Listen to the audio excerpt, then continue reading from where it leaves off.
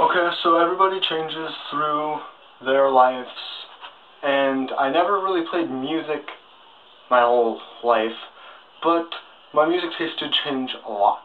And I thought maybe I should explain if anyone's interested in my music, and so I can make a fun video. So, let's start with middle school, when I first picked up a guitar. My dad's trapped in the 80s, and so I really listened to a lot of butt rock.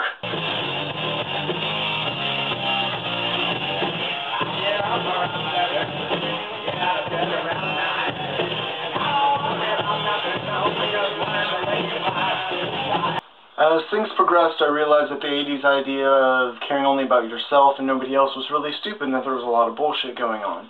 And the way I looked to change any of that was what I thought to be a hippie.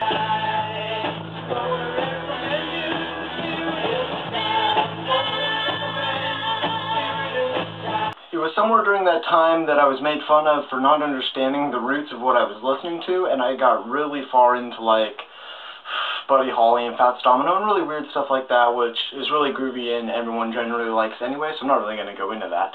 But it still kind of ached me inside, the whole idea that I don't really think that hippies were anything for activism. I mean, sitting on your ass and dropping acid really isn't saving anything. And so I got into punk, which I thought was basically a hippie but doing something.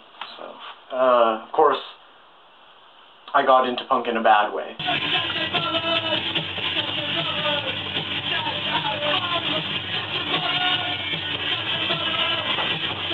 So it was after that that I discovered that was the same idea as the 80s of just caring only about yourself. I mean, they mentioned anarchy, but really it was just to say I get to do whatever I want because that's what I believe.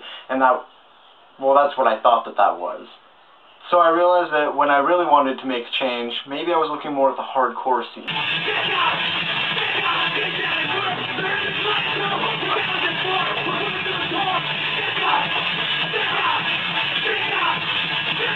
So that worked really well for me for a while, like almost all the way through high school and definitely into part of college, but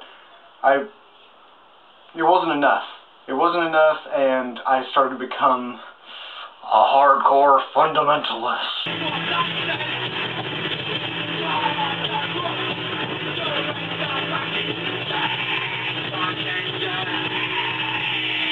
So that was the stage that I guess Joe Biafra would most colorfully refer to as more hardcore than thou. And he's right, it peters out. I was getting tired. I wasn't feeling like I was ever measuring up to these vast goals I was setting outside of really anything humanly possible, and I just kind of fell off the map and started listening to music that reflected that.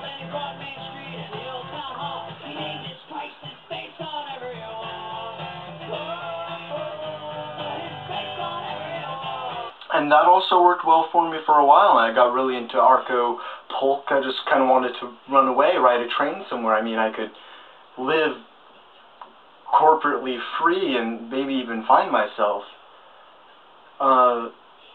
Somewhere in there I got into ska.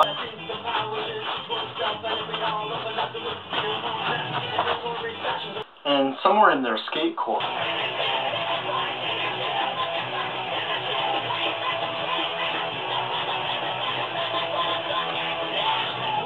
I don't even skateboard. So essentially that's all of it. Biggest influences probably Jill Biafra, of course, Steve Ignorant, big time, Mr. Brulot, Eric Pedersen, so, you know.